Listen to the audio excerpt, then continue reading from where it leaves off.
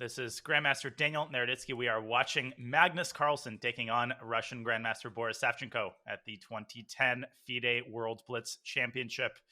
And the world champion carefully adjusting his pieces and taking his name tag off, the arbiter starting the clock. And here goes Magnus. We are off with a Sicilian defense, and Magnus putting his knight on e2.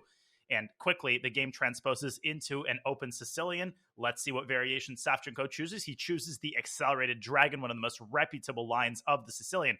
And Magnus responds with a move c2, c4. That is the Maroczy Bind variation. That is the reason why most grandmasters have shied away from the accelerated dragon in the last couple of decades, both sides developing their pieces. Savchenko puts his bishop on e6 in order to put pressure on Magnus's c4 pawn. And the big question in these positions, as Savchenko develops his queen to a5, is whether black can develop sufficient queenside pressure to counteract the fact that black is incredibly cramped. White's got complete control over key central squares. In particular, the d5 square is entirely under White's control. Let's see how Magnus arranges his pieces to maximally protect his two big center pawns. And Magnus, the first one to take a significant portion of his time. He's down to 2 minutes and 30 seconds. Savchenko has played instantly now. In these types of lines, generally black puts a pawn on a5 rather than a queen on a5. Maybe that is what gave Magnus pause. And he shifts his rook from a1 to b1. Is he preparing to push his pawn to b4?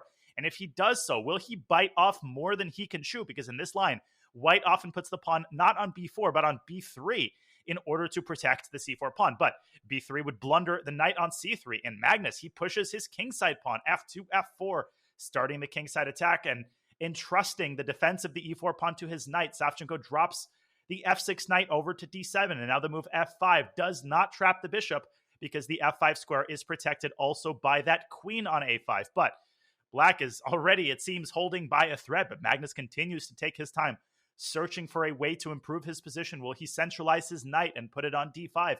Will he push that b pawn up to b4?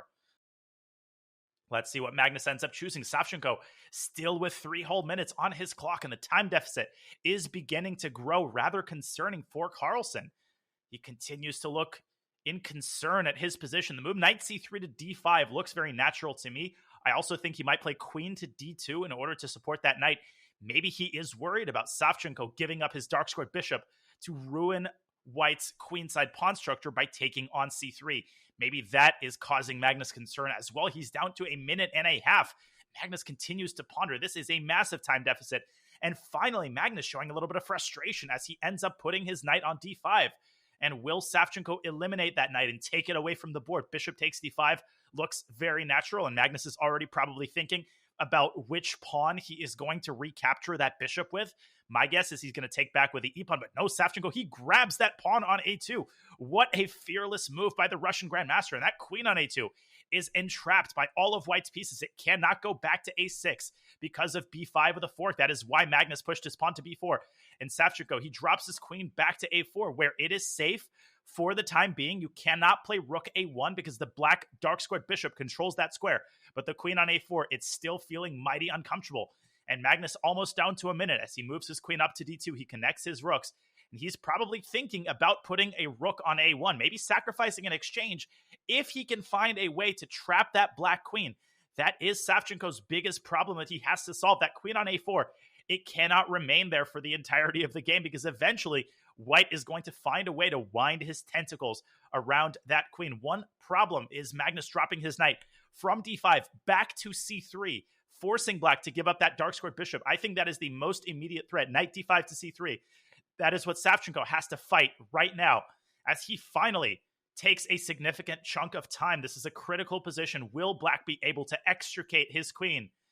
Or will Savchenko regret that daring queen takes a2 move? And he puts his knight on f6, challenging the knight on d5. But that knight c3 move, he didn't stop it. Knight c3 by Magnus. And where is the queen going to go? Here's the problem. If the queen drops back to a6, well, what awaits black is a pawn fork. b4 to b5 wins the knight on c6 and almost traps the queen on a6. I think Savchenko simply blundered that move. The queen doesn't have any other squares. It can only go back to a6. And you can look at the spectators looking on in concern. Savchenko clearly missed this move. He might have to play knight takes e4 and give up a knight for 2 pawns. But Magnus, the world champion with an extra piece, is a fearsome force indeed. And The clock situation has almost equalized as Savchenko desperately looks for a way to get his queen out of the cage while giving up the minimal amount of material. And now he's actually down on time. So imperceptibly has his own clock ticked down to a minute. Knight takes e4 is his ultimate choice, but he plays it out of desperation, was the only move. He's got 2 pawns for the piece, though, and he's got a lot of piece activity. His other minor pieces are still very active, but his queen, it's still on a4. He still has to get it out, and that is what he's trying to do as he pushes his pawn to a5, challenging the pawn on b4. And now if Magnus pushes b5, that knight from c6, it can jump into b4, but that would involve giving up another pawn. And Savchenko does so. He simply had no other moves. And after the trade on b4, Black's queen is finally going to be able to move away. But that doesn't change the fact that Black is still down a minor piece.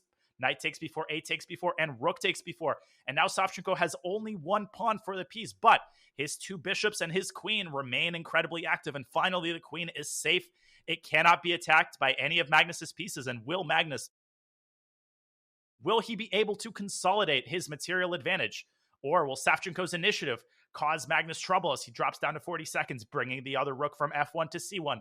As Magnus safeguards the c4 pawn, Savchenko continues trying to develop his initiative, and he pushes the pawn to d5. What a gorgeous idea. If Magnus takes on d5, the knight on e4 is going to be hanging. That is why Savchenko actually put his rook on a4 in the previous move, in frustration from the world champion as he impatiently taps his fingers and tries to find a move with his remaining 20 seconds. He might have to move his knight back, and he does that. He moves his knight back to f2, but now Savchenko can take the bishop on d3, and he can take the pawn on c4. And then not only is he going to have 2 pawns for the piece, but he's going to have a major passed pawn. Magnus takes on d3 with a queen, offering a queen trade. Savchenko cannot refuse this queen trade. If he wants to take the pawn on c4, he is going to have to accept a trade of queens. The question is, does he trade on his own terms? And he says, yes, I want to trade on my own terms. Now, if Magnus takes the queen and Savchenko takes back, the bishop on e3 is going to be hanging. But I think this is the best option for white. Magnus is definitely winning here if he's careful, if he can consolidate his advantage. But Savchenko with very active pieces, a passed pawn on c4, and a 20-second time advantage to boot, as Magnus drags his king to the rescue, and Savchenko continues to push his pawns, continues trying to create activity. Bishop takes c5.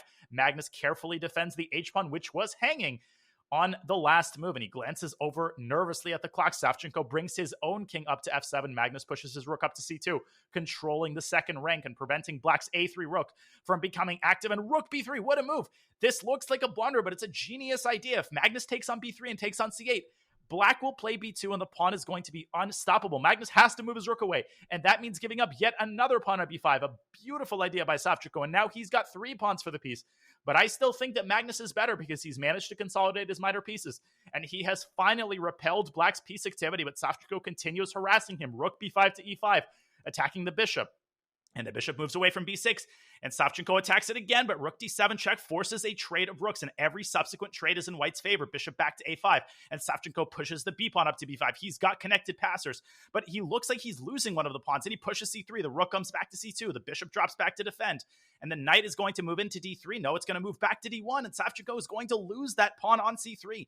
And there go a lot of his drawing chances. But Magnus doesn't hurry to take it. He brings his king up first. He's going to bring it up to d3. Or is he? Is he going to take on c3 immediately? There's some hesitation. Bishop takes c3. But Savchenko finds a way to get rid of the rook and get an exchange for it. He can take on c3 with the rook. And I think this is going to be a draw. Bishop takes c3.